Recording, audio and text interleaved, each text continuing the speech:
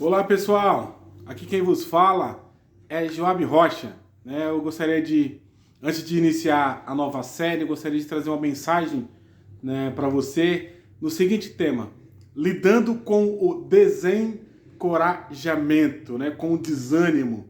Mas antes disso, eu gostaria de convidar você que não é inscrito no nosso canal para você se inscrever, deixar o seu like, deixar o seu comentário, a fim de que essa mensagem de reflexão também possa chegar até mais pessoas, que mais pessoas possam ser alcançadas por essa mensagem. Eu gostaria de ler um texto com você. Nossa mensagem vai estar baseada no livro do profeta Ageu, no capítulo 2. Eu gostaria de ler apenas o versículo 3 e o 4, que diz assim: Quem dentre vós que tenha sobrevivido contemplou esta casa na sua primeira glória? E como vedes agora, não é ela como nada aos vossos olhos? Ora, pois, sê forte, Zorobabel, diz o Senhor, e sê forte, Josué, filho de Josadaque, o sumo sacerdote, e tu e todo o povo da terra, sê forte, diz o Senhor, e trabalhai, porque eu, Senhor, eu sou convosco, diz o Senhor dos Exércitos. O profeta Ageu, ele faz parte da categoria dos profetas que profetizaram para o povo de Israel, o povo de Judá, que retornou do cativeiro da Babilônia após os seus 70 anos, é conhecido como os profetas pós-exílicos. E o contexto aqui dessa mensagem de Ageu, a Bíblia de Estudo Plenitude vai dizer que o livro de Ageu ele trata de 3 problemas. O primeiro problema é a falta de interesse pela casa de Deus, que é tratado no capítulo 1. O segundo problema é o desânimo, ou o desencorajamento do povo em prol em voltar a fazer a obra de Deus, porque eles estavam desanimados, porque o templo que eles estavam reconstruindo não chegava, vamos colocar assim na linguagem, aos pés daquilo que eles já haviam feito, que eles haviam realizado lá, o Templo de Salomão. E eles estavam desanimados. E o terceiro tema é sobre insatisfação. Hoje nós vamos falar do segundo tema, desencorajamento. Eu gostaria de dividir essa mensagem em 2 partes. Primeiro, o que nos causa desencorajamento, ou nos causa desânimo. E segundo, como nós devemos lidar com o desânimo de acordo com esse capítulo 2, do versículo 1 ao 9. A primeira coisa que causa desencorajamento está no versículo que eu li com vocês, no versículo 4, é o olhar para o passado.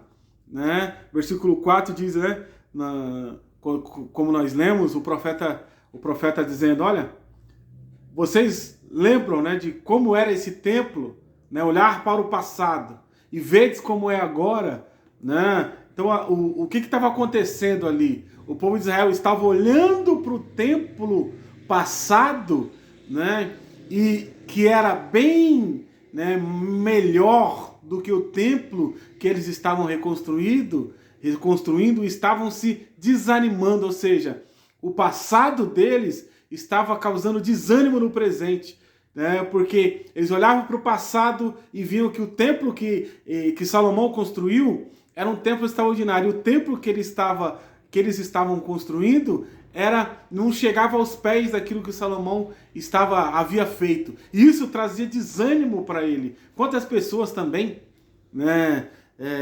estão desanimadas porque olham para o passado, pelas marcas que tem no passado, pessoas que veio de lares desestruturados, pessoas que sofreram decepções e olham para esse passado e acreditam que não podem ter um presente melhor e um futuro melhor. Mas eu quero te dizer uma coisa, é uma frase até que o Silas Malafaia já falou: o seu passado pode ter muitas marcas, mas o seu futuro está intacto, basta com a ajuda de Deus construí-lo. O segundo ponto que causa desânimo é o se comparar. Assim que eles estavam olhando para o passado, eles estavam comparando com o presente. Estavam comparando os 2 templos e viam que o atual era inferior ao passado. grande parte do nosso desânimo também vem de quando nós comparamos a nossa vida com a do outro. Nós comparamos, né, o que temos com aquilo que o outro tem. O que eu quero dizer para você é que existe uma coisa interessante para você pensar. Primeiro, o que Deus tem para você é diferente com aquilo que Ele tem para o outro.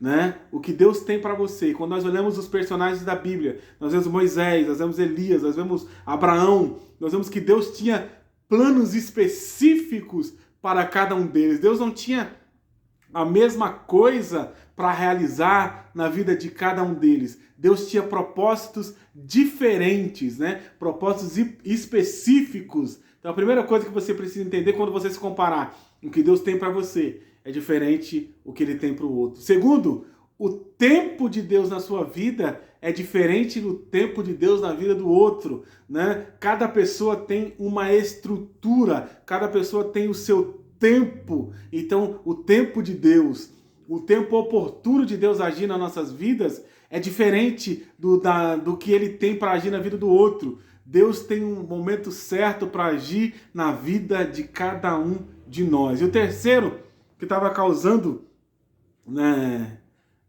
desânimo no povo de Israel e às vezes também causa em nós, é olhar apenas para os aspectos negativos das circunstâncias. Eles estavam olhando apenas que o templo era menor, mas eles não estavam contemplando que pelo menos eles tinham templo para adorar a Deus. Eles ficaram 70 anos sem templo, né, sem adorar a Deus no templo, mas agora eles tinham oportunidades, né, de adorar a Deus no templo. E quantas vezes nós também, né, nós olhamos apenas para as coisas negativas que acontecem ao nosso redor, mas pare e comece a perceber o que Deus tem feito de bom. Você está vivo, Deus tem guardado você, tem guardado a sua família. Então olhe para as coisas positivas que Deus tem feito na sua vida. Agora, segunda parte da mensagem é como lidar, né, com o desânimo, com o desencorajamento. Nós encontramos aqui nesse texto, né? Lembra-se, primeiro, que você não está sozinho. O versículo 4 vai dizer, versículo 4 vai dizer, na última parte, ser forte, diz o Senhor, e trabalhai, porque eu sou convosco, diz o Senhor dos Exércitos. Ou seja, Deus estava com o povo. Isso deveria dar ânimo para eles voltarem a reconstruir, para eles voltarem a retomar a obra de reconstrução do templo. Então a mesma coisa com você. Deus está com você. O que é a presença de Deus quando ela está conosco? O que ela gera? Primeiro, a presença de Deus nos livra do medo. Quando nós lemos lá em Deuteronômio capítulo 20, né, Moisés dizendo para o povo, olha, quando vocês forem, né, pelejar contra um exército e ele for maior, lembre-se que o Senhor teu Deus está contigo e não temais. Quando nós percebemos que aquele que está conosco é maior do que os nossos inimigos, isso nos livra do medo, né? Então, primeiro ponto para você se livrar, né, lidar com o desânimo, na verdade, lembre-se de que você não está sozinho. A presença de Deus é com você. Você tem a presença de Deus. Você não está sozinho na sua caminhada, na sua jornada. Segundo ponto, creia no futuro melhor. Versículo 6, versículo 7 vai dizer, olha, pois assim diz o Senhor dos Exércitos, ainda mais uma vez dentro em pouco tempo, farei abalar o céu e a terra e o mar, e farei abalar todas as nações, e o desejado de todas as nações virá.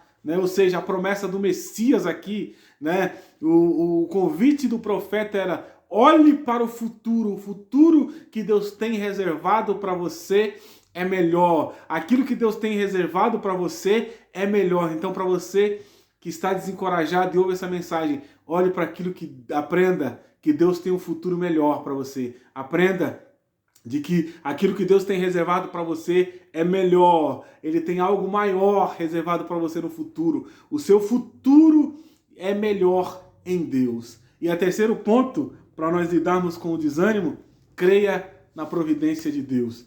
O versículo 8 do capítulo 2 vai dizer, Deus falando através do profeta, minha é a prata, meu é o ouro. Por que Deus estava dizendo isso aí, né, para o povo? porque talvez eles estavam preocupados com os recursos que eles não tinham, né? E Deus fala assim, olha, olhe para a minha providência, eu sou o Deus provedor. Então se você está desanimado ouvindo essa mensagem, eu quero dizer, Deus é o Deus da providência, aquele que providencia o que nos falta. Ele cuidou de mais de 2 milhões de pessoas no deserto, e Ele vai cuidar de você, Ele vai cuidar da sua vida. Então guarde essa mensagem, né? Guarde essa mensagem na tábua do seu coração e creia que você vai vencer. No nome de Jesus. Amém.